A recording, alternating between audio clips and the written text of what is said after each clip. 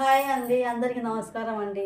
ఇప్పుడు నేను చేసేది ఏంటంటే ఇది మునగాకు కొమ్మలు తీసుకొచ్చేసి శుభ్రంగా కడిగి ఇట్లా అంతా ఒలుచుకునే దుసిన ఇట్లా ఈ కొమ్మలు దుసి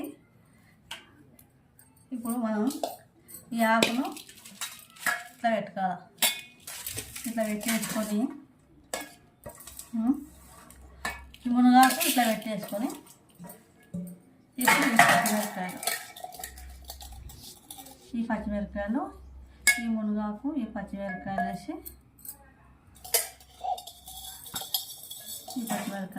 ఇట్లా పెద్దగంటే సుంచేసుకోవాలా. కొంచెం జీలకర్ర వేసుకొని ఈ మునగాకు పచ్చిమిరపకాయలు కొంచెం అంత జీలకర్ర పచ్చిమిరపకాయలు గడి వేసుకొని కొంచెం జీలకర్ర వేసుకొని కొంచెం అంత నూనె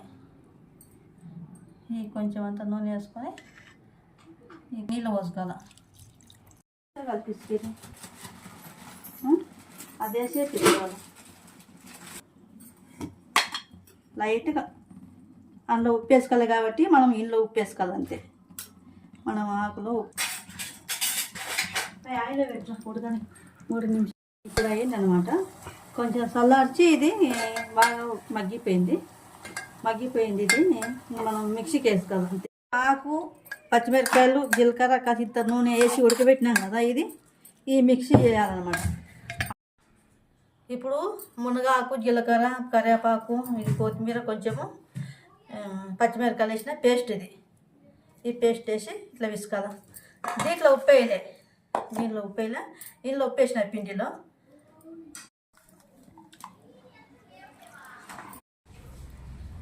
ఇట్లా చేసుకొని కొంచెంసేపు ఒక 10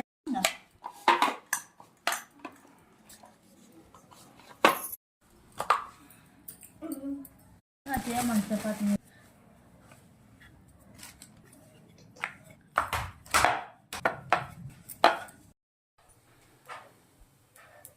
ఇట్లా చేసుకోవాలి.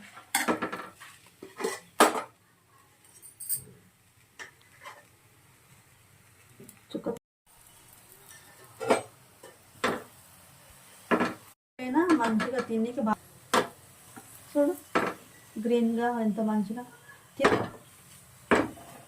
పచ్చిమిరపకాయలు పేస్ట్ చేసినది చపాతీలో కలిపి ఆ పేస్ట్ చేసినది మునగాకు చపాతీ బాగుంది. ఇది తిని చూసి చేసుకోరు మీరు. లైక్ చేయండి, షేర్ చేయండి, సబ్స్క్రైబ్ చేసుకోండి. మునగాకు చపాతీ.